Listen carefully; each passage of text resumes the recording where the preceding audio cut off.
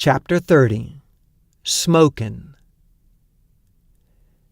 Eddie and the boys weren't only fascinated with fire.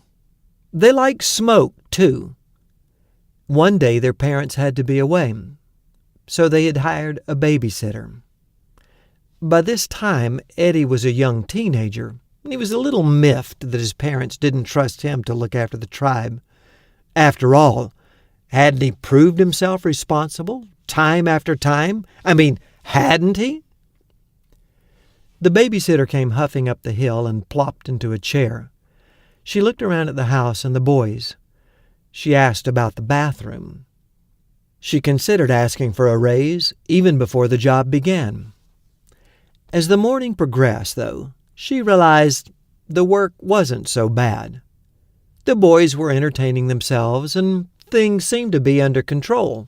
In fact, she was beginning to get a little bored and hungry. She looked around for something to heat up in the oven, but when she went to turn it on, she realized it wasn't like her oven at home. This was a gas oven. Not to be outdone, she looked around the kitchen and found a box of Ohio blue tip matches, the kind you can strike anywhere.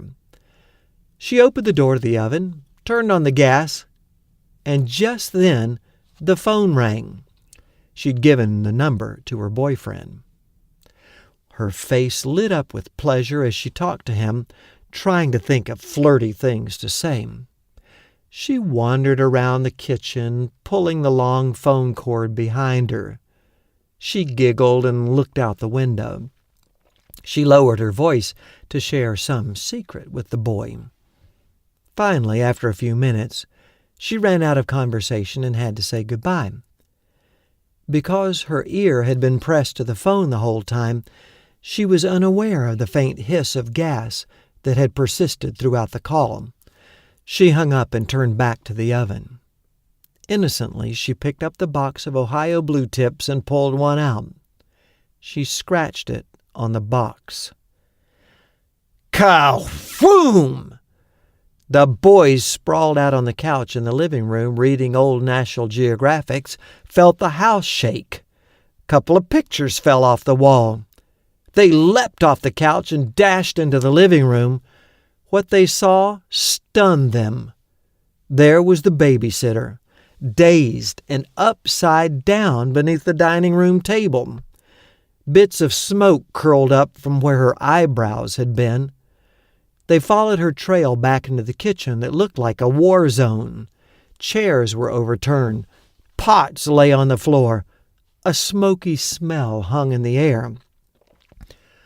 "What happened?" they asked, after the babysitter recovered a bit. "Well, I got this call from my boyfriend," she began.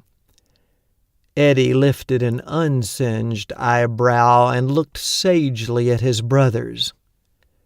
"Boys, let that be a lesson to you.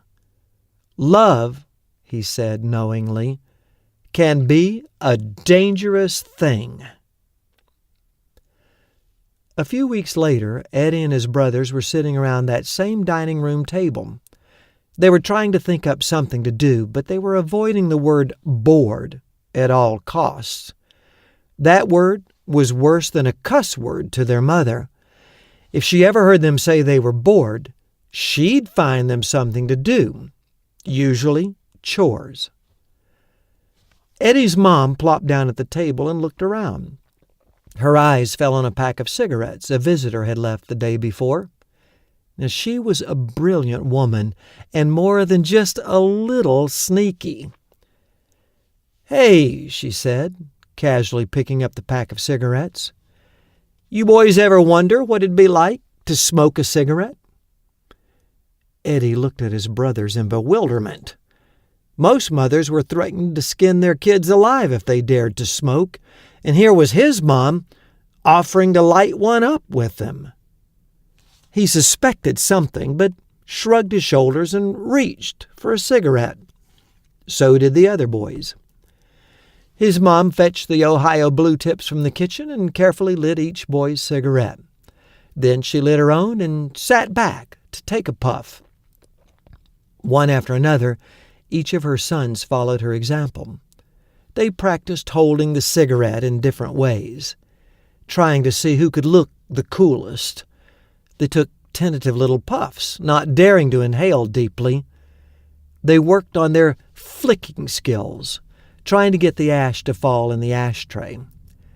They weren't very disappointed when the cigarette finally burnt down to a smoldering stub, which they ground out in the ashtray. Their mother didn't say a word. The next morning, the boys woke up with a taste in their mouths like they'd spent the night licking out ashtrays. As hard as they brushed their teeth and rinsed their mouth, they could not get rid of the noxious flavor. When they sat down at the breakfast table, their toast and eggs tasted like charcoal. "I'm not sure what people see in smoking," was all their mother said. With that simple phrase, she'd taken the rebellious fun out of sneaking behind her back to light up a cigarette. Eddie and his brothers knew they'd been had.